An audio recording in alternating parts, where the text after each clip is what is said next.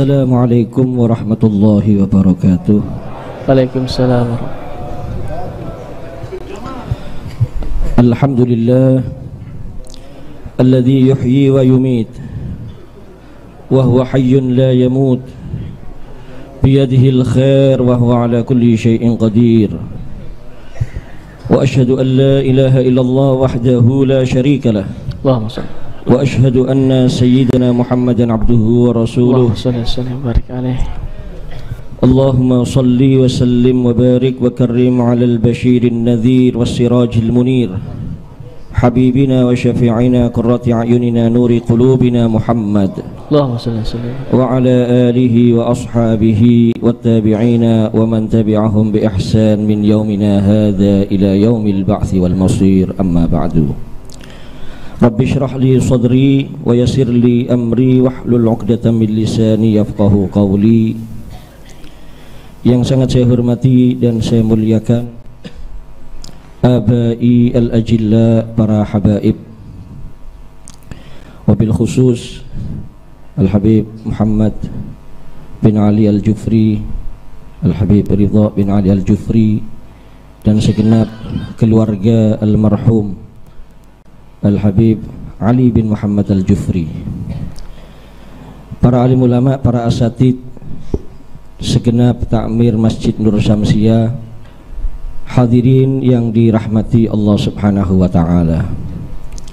Alhamdulillah, pertama-tama kita panjatkan rasa syukur kehadirat Allah Subhanahu wa ta'ala.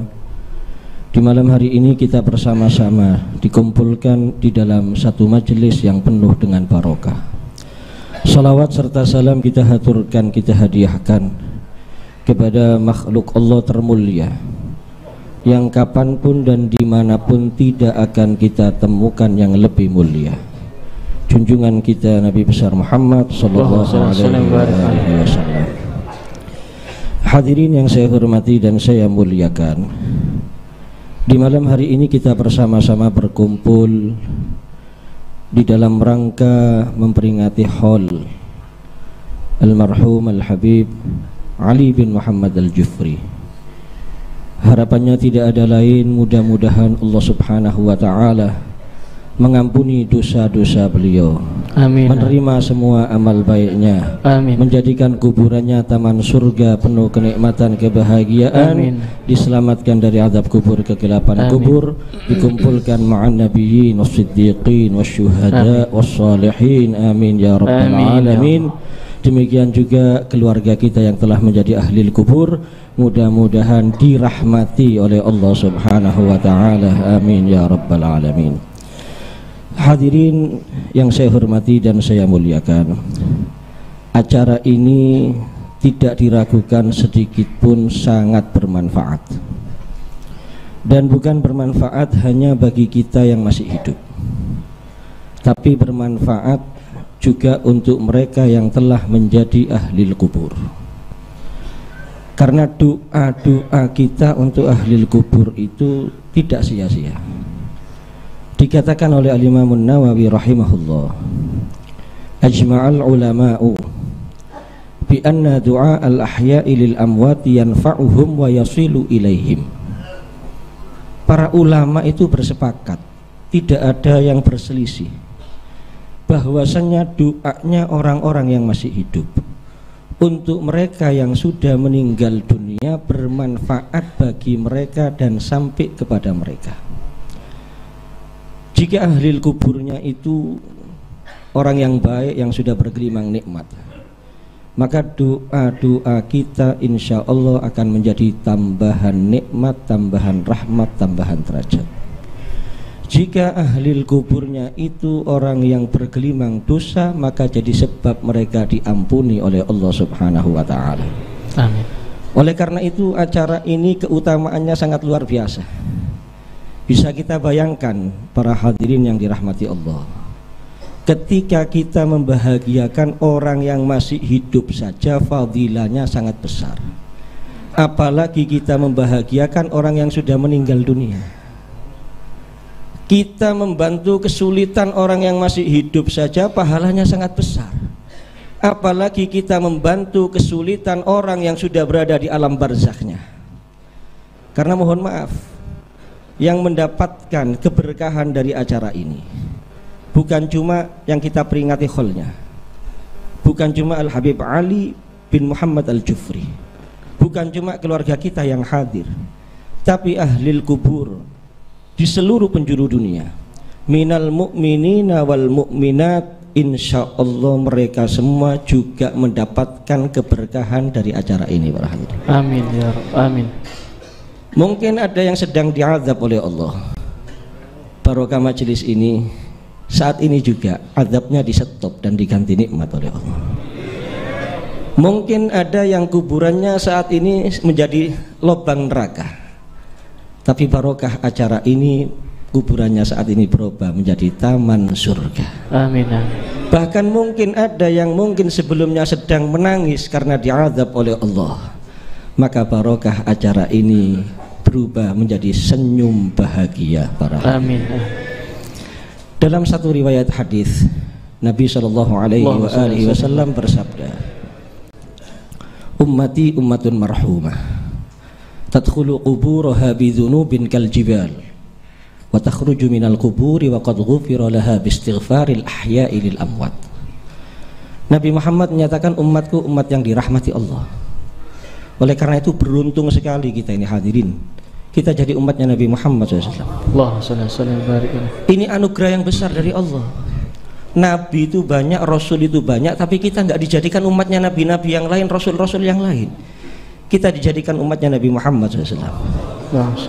Nabi kita bukan cuma sekedar paling mulianya Nabi, Rasul kita bukan paling mulia, bukan hanya paling mulianya Rasul, tapi beliau adalah paling mulianya seluruh makhluk yang pernah diciptakan oleh Allah Subhanahu wa ta'ala. Tidak akan bisa kita temukan makhluk yang lebih mulia dari Nabi kita Muhammad SAW. Umatku umat yang dirahmati Allah, berapa banyak masuk kuburan bawa dosa seperti gunung, tapi bangun dari kuburan sudah bersih, nggak punya dosa. Digiring ke mahsyar sudah kumpul sama sofnya Nabi Muhammad, berkumpul dengan barisannya as-su'ada, orang-orang yang beruntung, orang-orang yang selamat.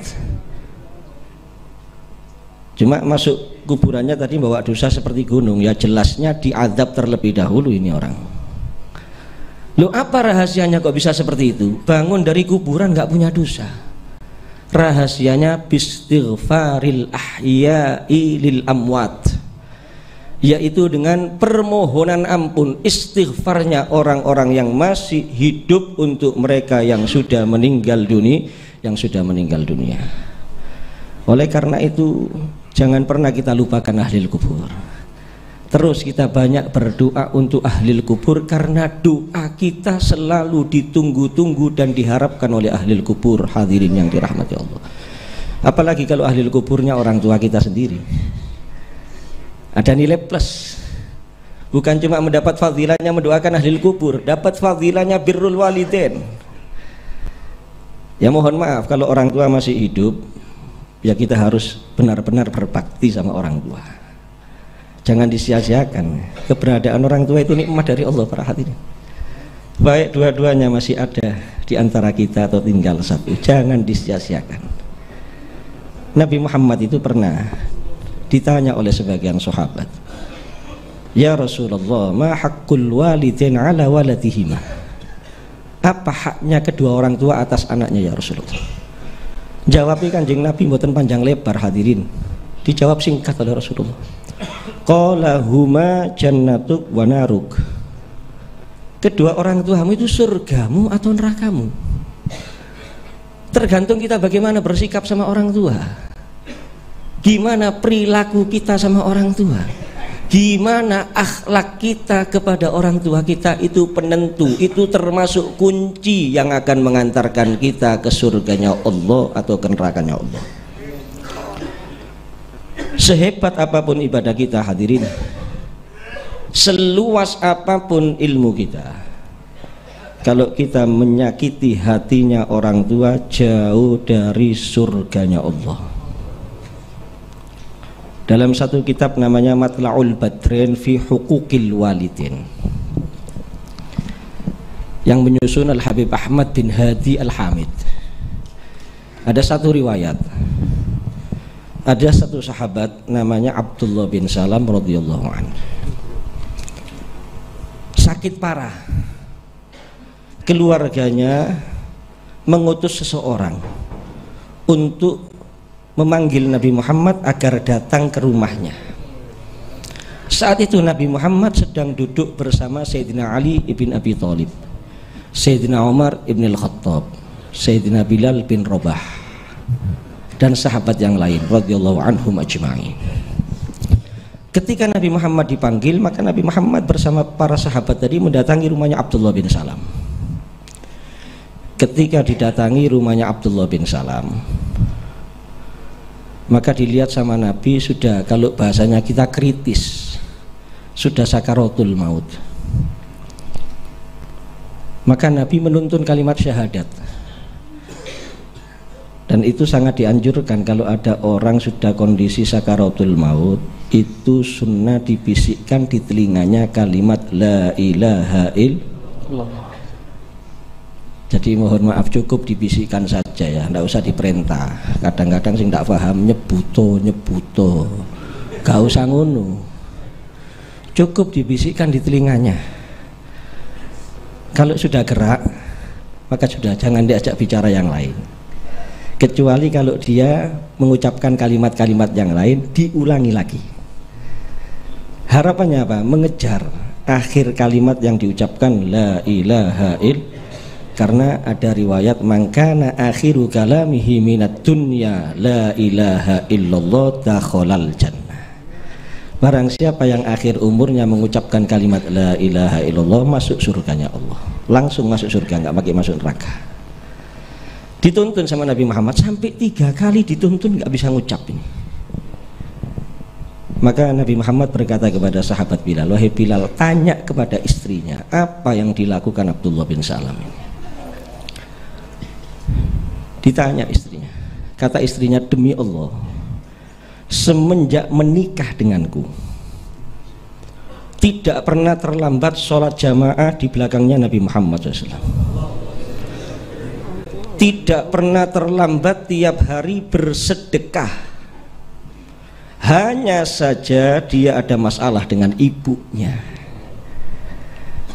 Maka katanya Nabi, Bilal panggil ibunya, suruh datang. Dijemput ibunya sama sahabat Bilal untuk datang. Karena terlalu jengkel kepada si anak, nggak mau datang si ibu. Maka Rasulullah memerintahkan 2 pembesar sahabat, Sayyidina Ali bin Abi Thalib, Sayyidina Umar bin Khattab, untuk merayu ibunya agar datang. Setelah kedua sahabat besar ini yang memanggil, baru si ibu mau datang. Ketika si ibu datang di hadapan putranya yang sedang sakaratul maut, katanya Nabi, maafkan putramu ini.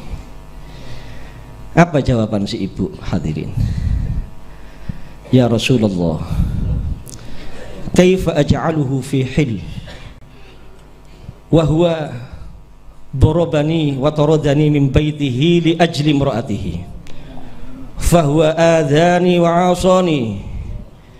Ya Rasulullah, bagaimana saya ini bisa memaafkan dia ya Rasulullah, sedangkan dia ini putraku telah memukul aku dan mengusir aku dari rumahnya demi istrinya. Dia telah menyakiti aku dan mendurhakai aku ya Rasulullah.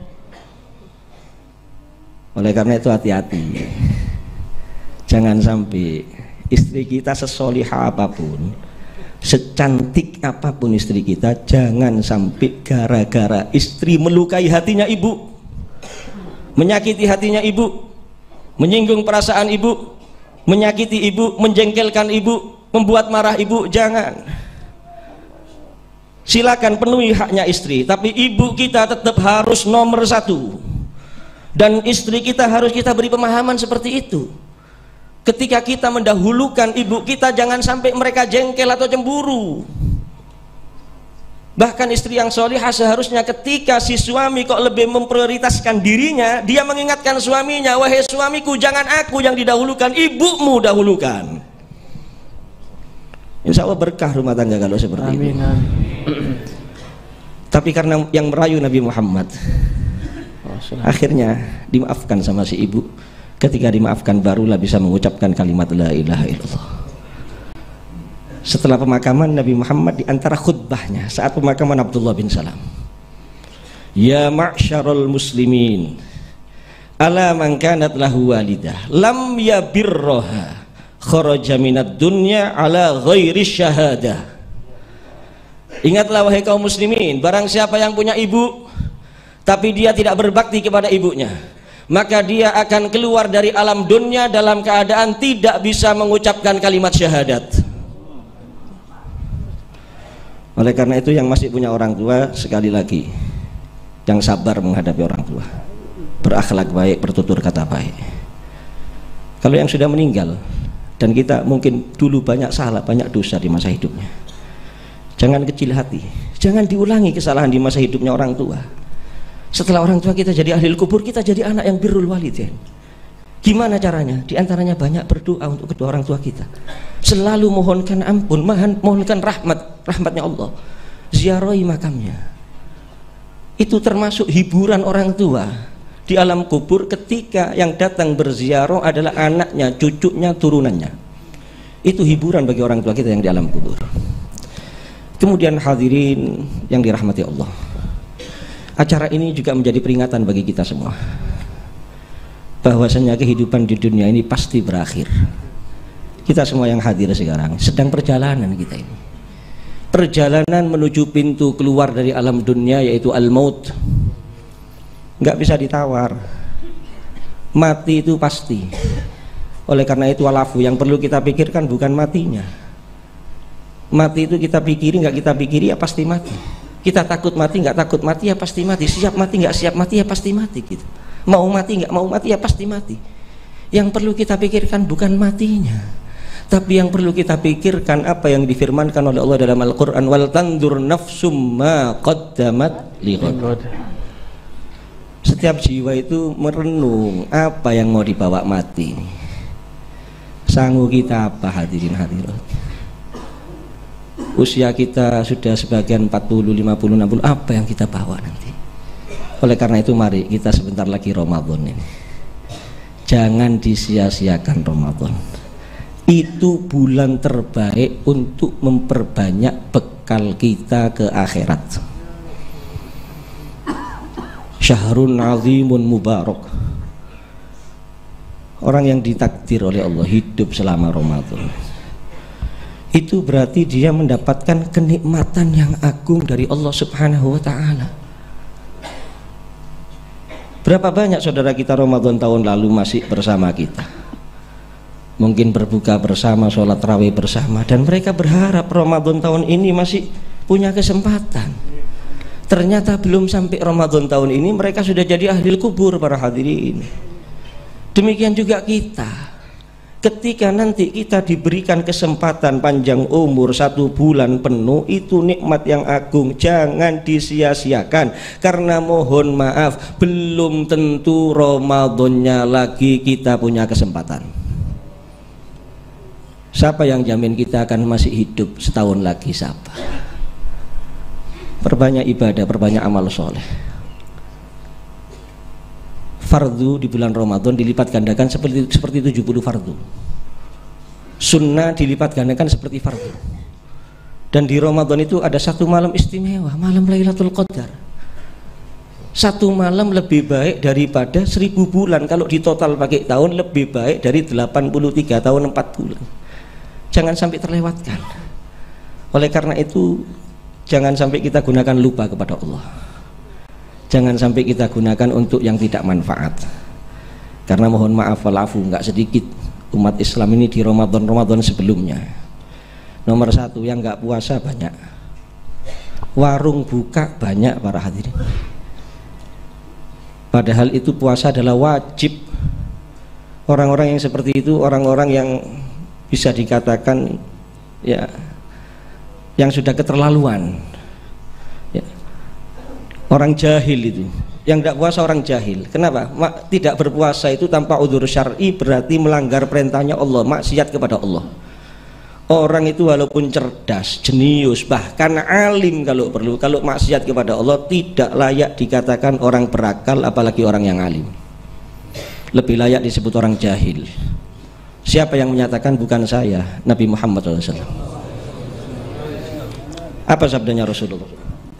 Ati' rabbaka tusamma aqilan wa la ta'sihi fatusamma jahilan. Patuhi Tuhan kamu, maka kamu disebut orang yang berakal. Dan jangan maksiat kepada Tuhan kamu, maka kamu disebut orang yang jahil. Kenapa orang maksiat disebut orang yang jahil? Orang maksiat itu mencelakakan dirinya sendiri, merugikan dirinya sendiri, membuat susah dirinya sendiri, mencari masalah untuk dirinya sendiri, mempersulit dirinya sendiri. Itu orang maksiat kepada Allah Subhanahu wa ta'ala. Bahkan gak nunggu di akhirat dia mengalami kesulitan, penderitaan, kesusahan. Dunia sebelum akhirat sudah banyak masalah orang maksiat kepada Allah. Oleh karena itu mohon maaf, jangan sampai ada yang gak puasa. Karena mboten titik niki para hadirin. Gak melok poso, melok riyo tapi ulu-ulu undi. Kedua, ibadahnya malam hari ini loh. Kan gak sedikit umat Islam ini malam harinya bukan untuk ibadah, tapi untuk lupa kepada Allah, untuk main-main yang gak ada manfaat.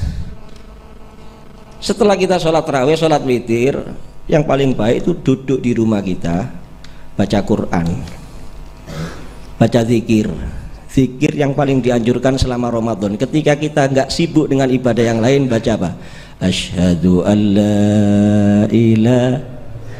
Ayo silakan bersama-sama, enggak apa-apa. Memancing Ramadannya, kerinduan dengan Ramadan. Wa na'udzubika minan nar. Asyhadu an la ilaha illallah. Astaghfirullah. Nas'alukal jannata wa na'udzubika minan nar. Asyhadu an la ilaha illallah. Astaghfirullah. Nas'alukal jannata wa na'udzubika minan nar. Allahumma innaka afuwun tuhibbul afwa fa'fu anna. Allahumma innaka afuwun tuhibbul afwa fa'fu anna. Allahumma innaka afuwun tuhibbul afwa fa'fu anna ya karim. Itu perbanyak selama Ramadan. Jadi mohon maaf, jangan cuma mau maghrib kurang 10 menit. Kapan gak sibuk dengan yang lain daripada bicara yang gak ada manfaatnya? Zikir tadi dianjurkan oleh Nabi Muhammad untuk kita perbanyak selama Ramadan. Jadi kita daripada kita duduk di luar rumah melakukan yang gak manfaat, ya lebih baik di rumah tadi baca Quran, baca zikir tadi itu. Kemudian kalau masih punya orang tua, kita duduk depan orang tua kita temani orang tua kita, pandang wajahnya bi'ainir rahmah, dengan pandangan rahmat. Kenapa? Fadilahnya sangat besar. Kita duduk aja mandang kedua orang tua kita dengan pandangan rahmat, itu fadilahnya sangat besar. Apalagi Ramadan. Dalam satu riwayat hadis, ma min rajulin yang duru ila wajhi walidayhi nabrata rahmah illa kataballahu lahu biha hajja mabrurah makbulah. Tidaklah seseorang itu duduk di hadapan orang tuanya, melihat, memandang wajah orang tuanya dengan pandangan rahmat, kasih sayang, kecuali Allah menulis bagi dia dengan pandangan tersebut pahalanya haji yang mabrur dan makbul di sisi Allah Subhanahu wa ta'ala. Kemudian selain kita tidak berpuasa dari yang membatalkan puasa, maka juga yang perlu kita jaga ya, anggota badan ini dari perbuatan dosa dan maksiat, khususnya pandangan mata sama tutur kata para hadirin. Kenapa? Karena dalam satu riwayat hadis Nabi SAW bersabda, kam min shaimin laisa lahu min siyamihi illal ju' wal 'atash. Berapa banyak orang puasa tapi dia tidak mendapatkan apa-apa dari pahala puasanya besok di akhirat. Di dunia dia puluhan tahun puasa, tiap Ramadan nggak pernah nggak puasa, tapi ketika di akhirat dia cari pahala puasanya nggak ketemu. Yang dia dapatkan hanya rasa lapar dan haus. Kenapa? Karena dia cuma tidak puasa dari makan, dari minum, dari yang membatalkan puasa, tapi dia tidak berpuasa dari dosa, tidak berpuasa dari maksiat. termasuk yang bisa menghilangkan pahalanya puasa kan an-nadharu bisyahwah, melihat sesuatu dengan syahwat. Oleh karena itu walafu, kalau bisa selama Ramadan ya HP ini sekedarnya, jangan ditaruh kantong. Kalau taruh kantong ini bahaya. Ya karena walafu ya, zaman sekarang ini HP ini ngalang-alai bojo. Lho jenengan iki bisa ambek bojo seminggu kuat, ambek HP 5 menit wis bingung wisan, wis pelunga-pelungu lek nanya ke HP niku wisan. Lah itu bisa menghabiskan waktu kita. Enggak Ramadan kan kita merasakan para hadirin, waktu kita ini banyak habis dengan HP.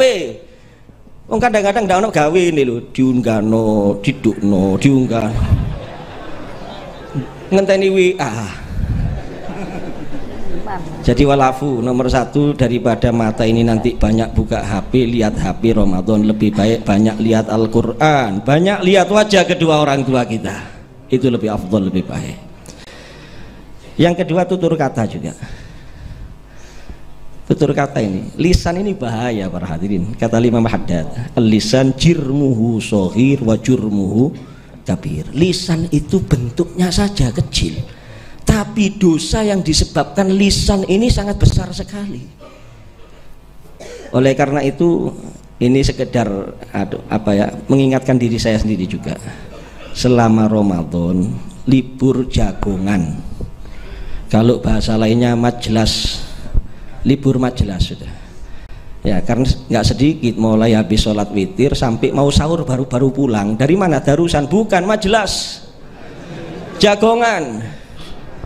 Loh ini kan akhirnya kalau sudah jagongan itu biasanya satu paket sama apa? Ngerasani orang, gunjing orang, menceritakan aibnya orang, akhirnya merusak pahala puasa kita di sisi Allah Subhanahu wa ta'ala. Ya mungkin ini saja yang bisa saya sampaikan, mudah-mudahan manfaat. Kita mohon kepada Allah Subhanahu wa ta'ala, mudah-mudahan kita semuanya panjang umur, amin, sehat walafiat, amin, bisa memasuki bulan Ramadan, amin, bisa memanfaatkan Ramadan dengan sebaik-baiknya untuk beribadah dan beramal soleh, tidak keluar dari bulan Ramadan. Mudah-mudahan kita mendapatkan rahmatnya Allah, mendapatkan ampunannya Allah, termasuk yang meraih malam Lailatul Qadar. Amin. Dan kita mohon kepada Allah Subhanahu wa ta'ala, mudah-mudahan Ramadan yang akan datang bukan Ramadan terakhir bagi kita.